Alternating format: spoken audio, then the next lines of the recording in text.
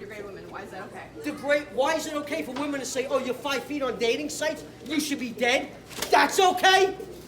Who said that to you here? Nobody. Women in general have said it on dating sites.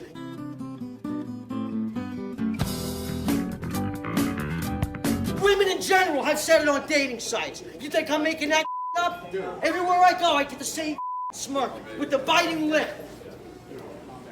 Shut your mouth. Meet Bagel Boss, the 5-foot-flat hero of the internet. A man who has had it up to here with people making fun of him for his height. Maybe he's got a short fuse. Who knows? Now these are jokes that I'm able to make on the internet because heightism is seen as acceptable. Why is it that everyone applauds me when I'm fighting white supremacy, but no one applauds Bagel King when he's fighting height supremacy? And look at the consequences of that. A man disenfranchised his entire life, who can't even get a bagel without feeling violently hostile towards women in his near vicinity and even the men who dare defend them. Shut your mouth. You're not God or my father or my boss. Dude, you want to step outside? You want to step outside? Huh? I'm not scared of you, pal. Enough. You shut up, too. Shut the up. Go ahead and attack me, big fuck. This is literally how every bagel transaction happens in the state of New Jersey. I don't know why people are freaking out over this. But all jokes aside, my man's obviously got some pent-up issues, and he's not dealing with them in a healthy way at all. Turns out, according to Olivia Shia, who filmed the interaction, our short king was being kind of degrading to the women working at Bagel Boss because he thought one of them had a smirk on her face, and first he starts muttering to himself, and then he starts getting increasingly louder and louder, and the video we watch starts as the customer steps in and says, "You're degrading women, why is that okay?" All hell breaks loose. For those of you who don't think this guy is the literal manifestation of misogyny and is simply a victim of abuse here, lashing out, well, here he is being truly awful to a woman in another one of his videos uploaded to his YouTube channel. So you don't want to go back to my place? No. You don't want to hang out? No, I'm going home. You don't want to fool around? No. You know I'm spending $750,000, right? It's a lot of money. Here's our king after an unsuccessful attempt abandoning his date, whom he calls a gold-digging from Queens, 45 miles from home.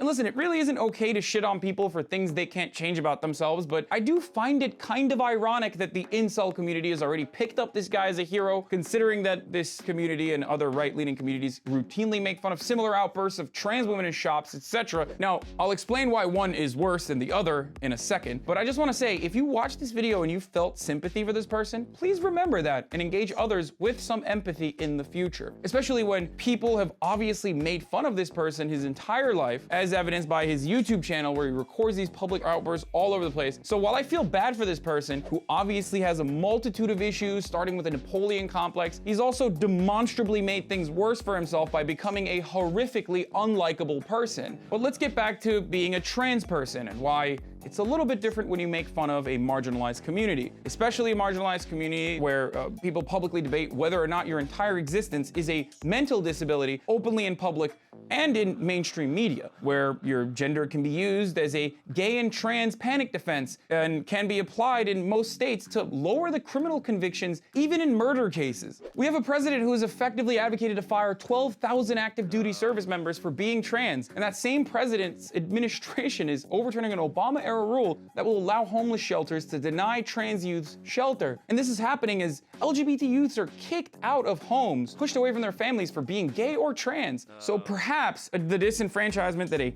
trans person experiences on a daily basis is a little bit more severe than the marginalization that a short person feels on a daily basis. Since short men do get bullied, and it's bad, but at least they don't face systemic discrimination on top of individuals bullying them. No one's kicking them out of their homes for being short. No one's firing them or denying them housing for being short. So there is a lesson to take from the short king's outburst here. It's not kind to make fun of people for things they can't change about themselves. But also never forget that this doesn't excuse violent misogyny and berating fast food workers. And if you felt empathy for our short king, then exercise that compassion for others as well. I'm Hasan Piker, and this has been The Breakdown. You like this video? Great.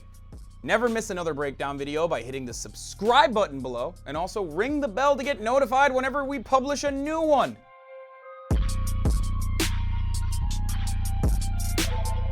Perfect. Oh,